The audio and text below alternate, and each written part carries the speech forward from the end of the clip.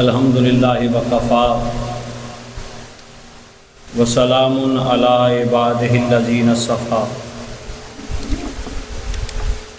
خصوصاً علی سیدنا و مولانا محمد المصطفیٰ اما بعد فقد قال اللہ تبارک و تعالی فی القرآن الکریم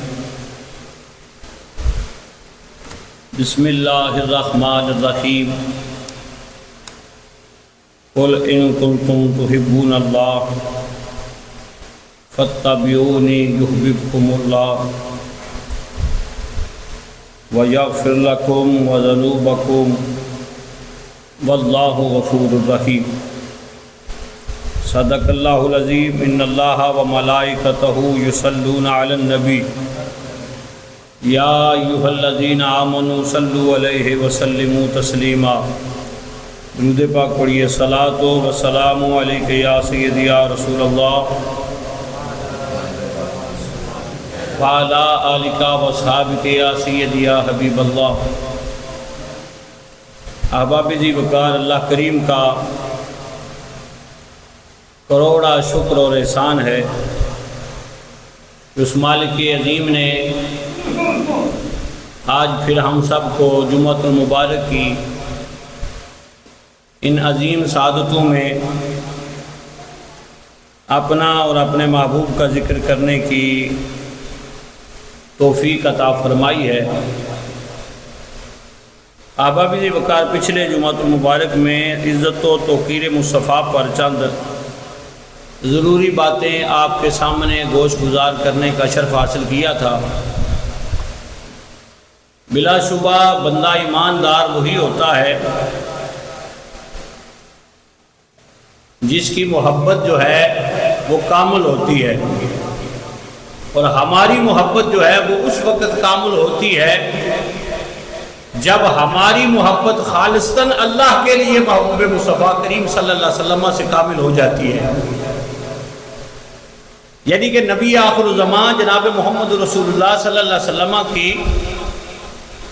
عزت و توقیر کے بعد بندے کے اندر ایک محبت ہوتی ہے اپنے آقا کے ساتھ، اپنے مولا کے ساتھ، تو بندہ محبت میں کامل ہوتا ہے، تو پھر لوگ محبت کا دعویٰ بھی فرماتے ہیں۔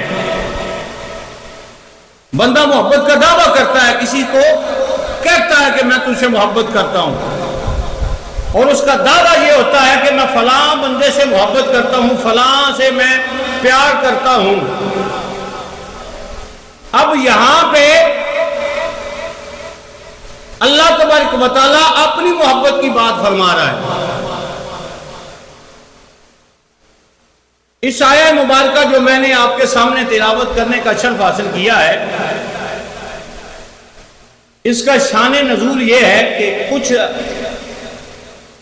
کفار جو ہے وہ جب قریش بتوں کی پوجا کرتے تھے، کعبے میں رکھے بت 360 بت،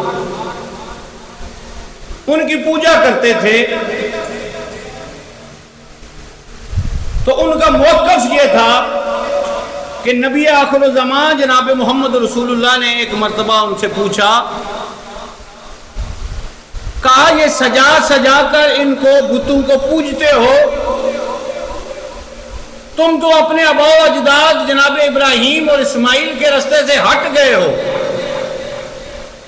تم نے ان کا رستہ چھوڑ دیا ہے، کیونکہ مکہ والے حضرت ابراہیم کی اولاد میں سے ہیں، یہ یاد رکھیں، مکہ والے حضرت ابراہیم کی اولاد میں سے ہیں، اسماعیل کی اولاد میں سے ہیں، نبی کی اولاد، اور نبی ابن نبی ہیں۔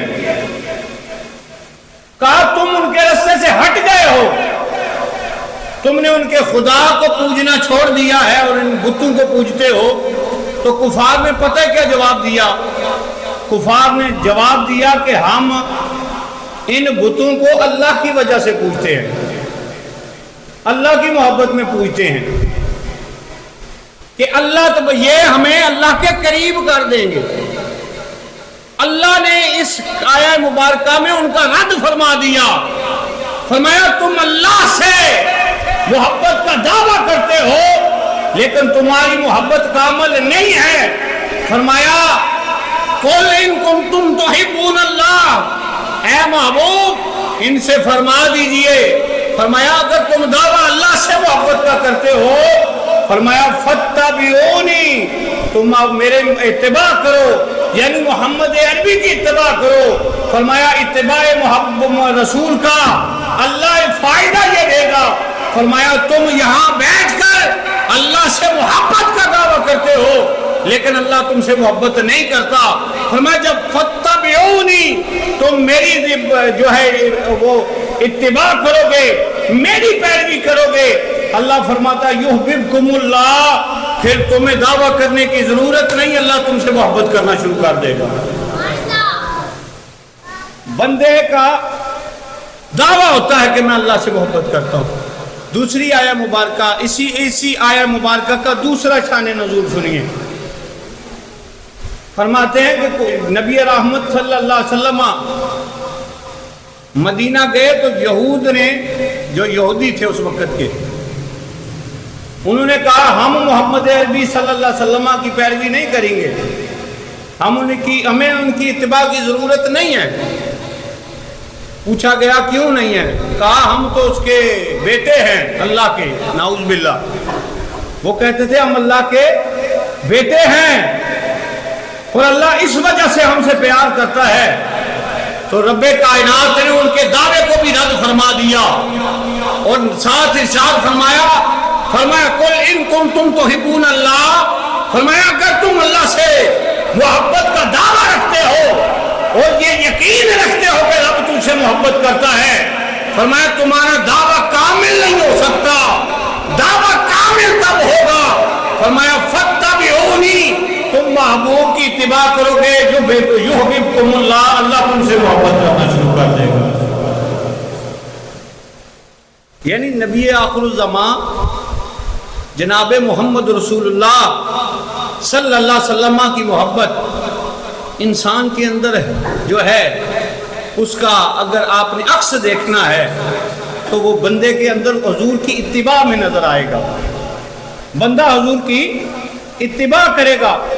اب قرآن تو قیامت تک ہے، قیامت تک آنے والے لوگوں کو، نسل انسانی کو رب کائنات نے یہ دعویٰ ان کا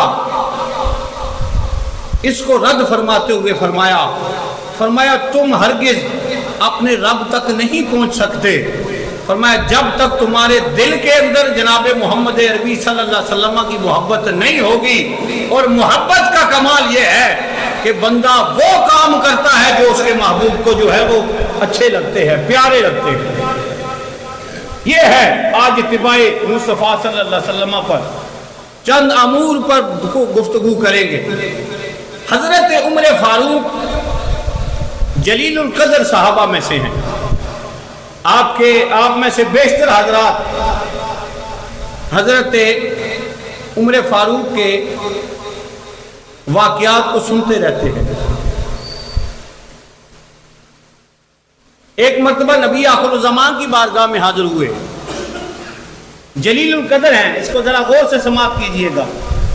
حضور نے اس حدیث کی، اس آیہ مبارکہ کی اس حدیث میں خود تفسیر فرمائی ہے کہ میری اتباع کیسے لازم ہے.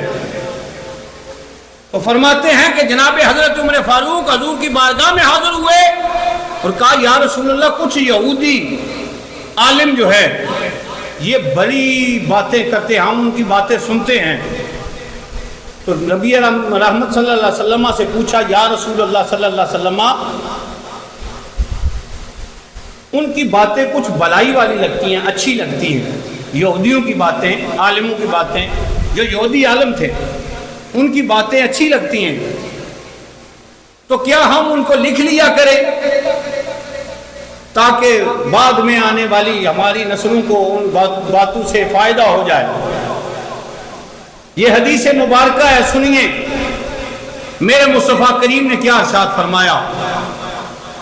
آپ نے فرمایا عمر کیا تم بھی اسی طرح حیران ہو جس طرح عیسائی اور یہودی حیران ہیں کہ میں ان کے لیے روشن کتاب اور روشن بات لے کر آیا ہوں. فرمایا آج اگر حضرت موسیٰ علیہ السلام بھی ہوتے. یہ سننے والی بات ہے. فرمایا عمر آج اگر حضرت موسیٰ علیہ السلام بھی ہوتے، موسیٰ علیہ السلام کا بھی چہرہ میری اتباع کے بغیر نہ تھا. فرمایا میری اتباع حضرت موسیٰ علیہ السلام بھی کرتے. فرمایا میں روشن کتاب لے کر آیا ہوں. حضرت موسیٰ علیہ السلام بھی اس پر ایمان رکھتے ہیں، اور مصطفیٰ کریم صلی اللہ علیہ وسلم نے فرمایا اس بندے کا ایمان، اس بندے کا دین اس وقت تک کامل نہیں ہو سکتا، فرمایا جب تک محمد عربی صلی اللہ علیہ وسلم کی اتباع نہ کر لو. فرمایا یہ یہود جو ہے یہ کہتے اچھی بھلی باتیں تو کرتے ہیں، لیکن فرمایا نہیں، یہ محمد عربی پر ایمان نہیں رکھتے. فرمایا جس کا محمد عربی پر ایمان نہیں ہے وہ جتنی اچھی باتیں کرتا ہو، فرمایا وہ نبی کی اتباع نہیں کرتا، فرمایا وہ جنت میں داخل نہیں ہو سکتا.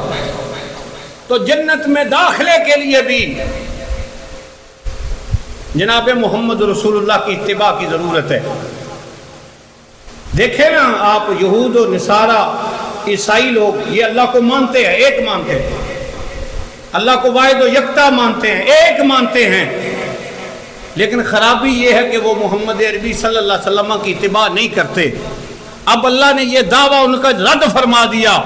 فرمایا لوگو تم محبت کا دعویٰ کرتے ہو، تم یہ سوچتے ہو کہ محمد عربی کی اتباع کے بغیر فرمایا اللہ تمہیں محبوب کر لے گا. فرمایا نہیں، تمہیں محبوب نہیں کرے گا. فرمایا جب تم فتبعونی میرے محبوب کی اتباع کرو گے، فرمایا دعویٰ کرنے کی ضرورت پیش نہیں آئے گی، اللہ تم سے محبت کرنا شروع کر دے گا. یہ محمد عربی صلی اللہ علیہ وسلم کی اتباع ہے. اور صحابہ اکرام اتباع میں اتنے کامل تھے. میرے مصطفیٰ کریم کے اصحاب رضوان اللہ تعالی علیہم اجمعین، آپ جو ہے ہر صحابی اتباع میں اتنا کامل تھا کہ وہ ایک چھوٹی سی سنت بھی وہ ضائع نہ کرتے. وہ یہی سوچتے کہ محمد عربی صلی اللہ علیہ وسلم نے کی ہے، اور محمد عربی صلی اللہ علیہ وسلم سے محبت کا دعویٰ بس یہی ہے کہ بندہ حضور کی چھوٹی سے چھوٹی جو ہے وہ سنت سے محبت کرنا شروع کر دے. وہی عمر فاروق ہیں. یہ سننے والی بات ہے. مکہ مدینہ جو لوگ گئے ہیں وہاں پہ مکہ میں بیت اللہ شریف میں حجر اسود ہے جس کو جنتی پتھر کہا جاتا ہے، اس کو چومنے سے وہ گناہ بندے کے کھینچ لیتا ہے. حضرت عمر فاروق اس حجر اسود کے پاس کھڑے ہیں. راوی لکھتا ہے کہ حضرت عمر فاروق جو ہیں وہ اس کو بوسہ نہیں دے رہے، پاس کھڑے ہیں اور کیا کہہ رہے ہیں حجر اسود تو ایک پتھر ہے، رنگ تیرا کالا ہے. فرمایا میرے نزدیک تو ایک پتھر ہے، نہ تو نفع پہنچا سکتا ہے نہ تو نقصان پہنچا سکتا ہے. لیکن فرمایا عمر فاروق، فرمایا آج عمر تمہیں بوسہ اس لیے دے رہا ہے کیونکہ تجھے بوسہ خود کائنات کے والی جناب محمد رسول اللہ نے دیا ہے. فرمایا آج میں چوم اس لیے رہا ہوں، بوسہ اس لیے دے رہا ہوں کہ میرے مصطفیٰ کریم نے تجھے ایک مرتبہ بوسہ دیا تھا. ارے جس کو نبی رحمت نے پسند کیا، اصحاب نے اس کو پسند کیا. جس کو نبی رحمت تاجدار انبیاء صلی اللہ علیہ وسلم سے، جس نے نبی رحمت تاجدار انبیاء صلی اللہ علیہ وسلم نے جس چیز سے نفرت فرمائی ہے، جس سے منع کیا ہے، صحابہ نے اس کو نزدیک نہیں آنے دیا. اس سے واسطے تھے کہ سے شاعر نے جدوے تکیان منظر حضرت عمر فاروق والا تو شاعر نے حجر اسود کلو سوال کیتا. شاعر آخنے حجر اسود نو کسے نے سوال کیتا،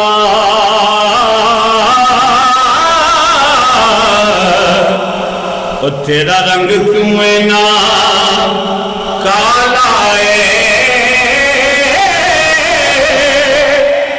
تیرے اندر کیڑی خوبی ہے، تینوں ہر کوئی چومن والا ہے۔ ہوں حجر اسود کی پوچھا کس ویلے حجر اسود حجر اسود نے موڑ وہ جواب دیتا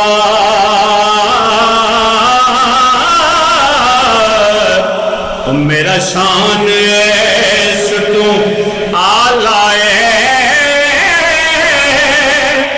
ایسے لئی دنیا تا چم دی اور مینو چم گیا کملی والا۔ حجر اسود نے بھی آکھیا کہ مینو نبی رحمت تاجدار انبیاء صلی اللہ علیہ وسلم نے چوم لیا ہے، حضور نے چوما ہے، اور صحابہ نے پھر اتباع مصطفیٰ میں پتھروں کو جو بھی وہ اس پتھر کو حجر اسود کو بھی چومنا شروع کر دیا۔ دیکھیں نا حجر اسود پتھر ہے، لیکن بت جو کعبے میں تھے 360 وہ بھی پتھر تھے۔ حضور نے ان 360 کو توڑ دیا، صحابہ نے بھی گھروں میں توڑ دیے، جس جس کے گھر میں تھے سب نے توڑ دیے۔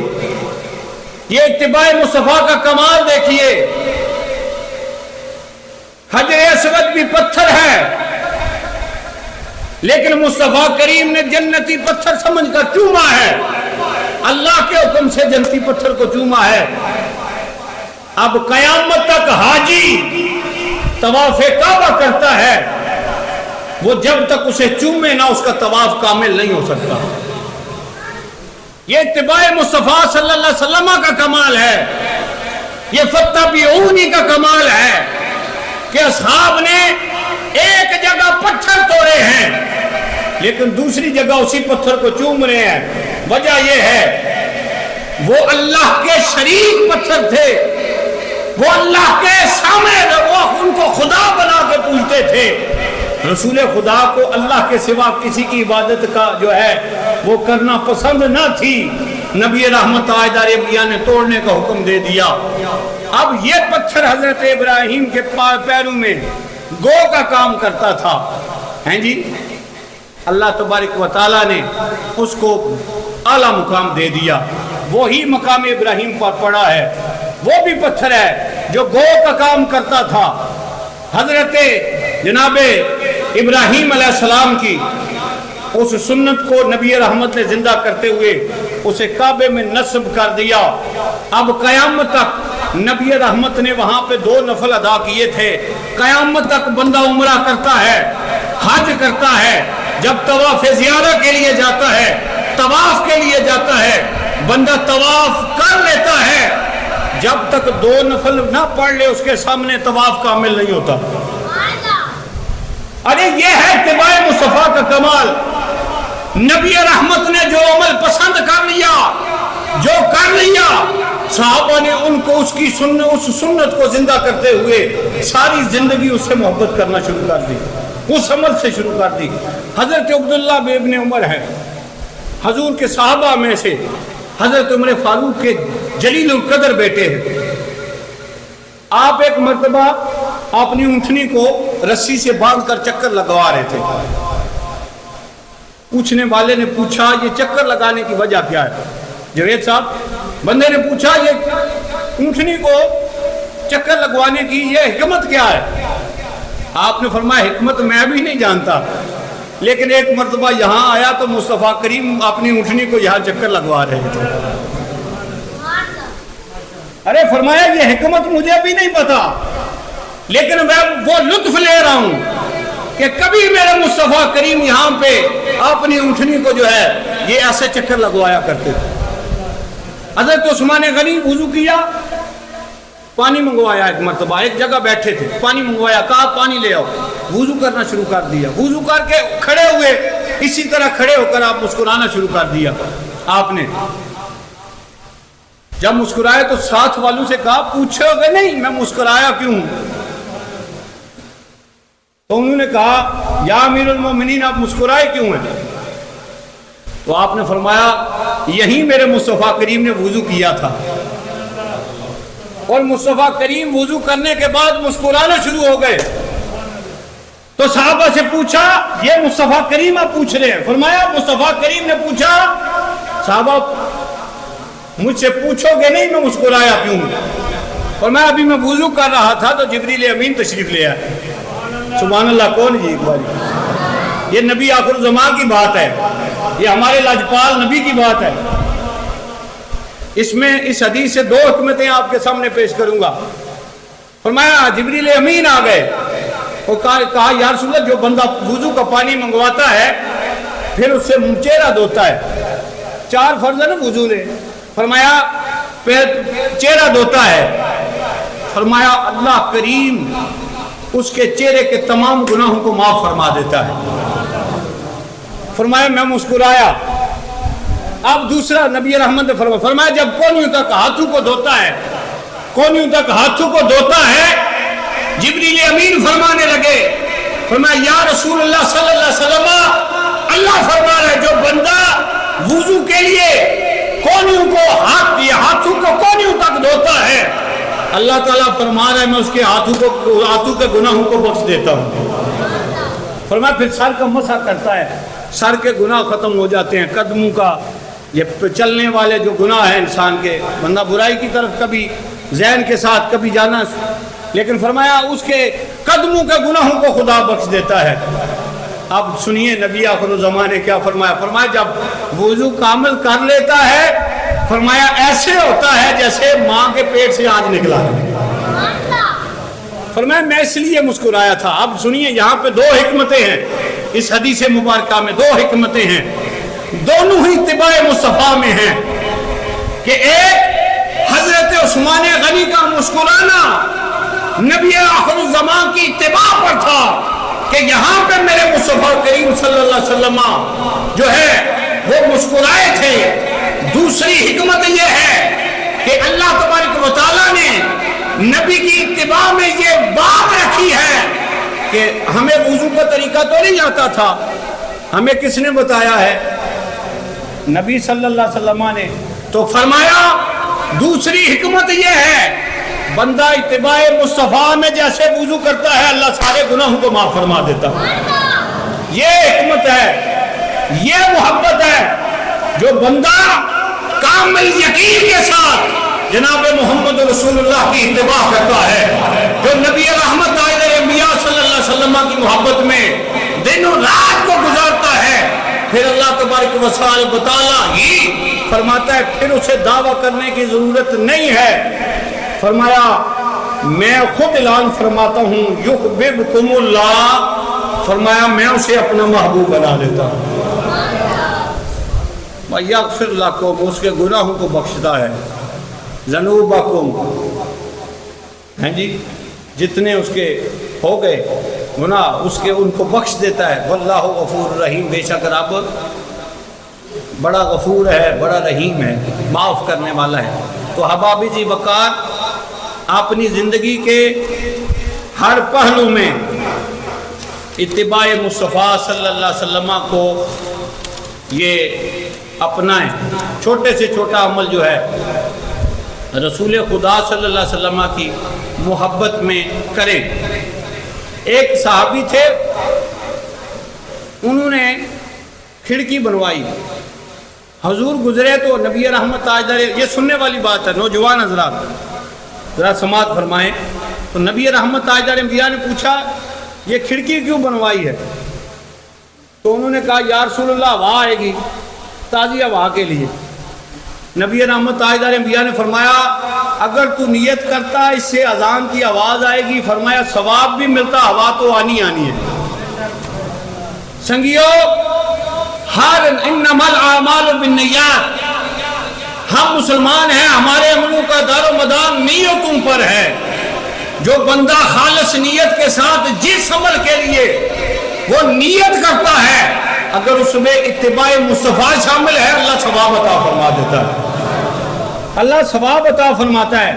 یہ ہمارا نبی رحمت کی زندگی اسوہ حسنہ یہ ہمارے لیے کامل نمونہ ہے. قیامت تک آنے والے لوگوں کے لیے یہ اعلان ہے.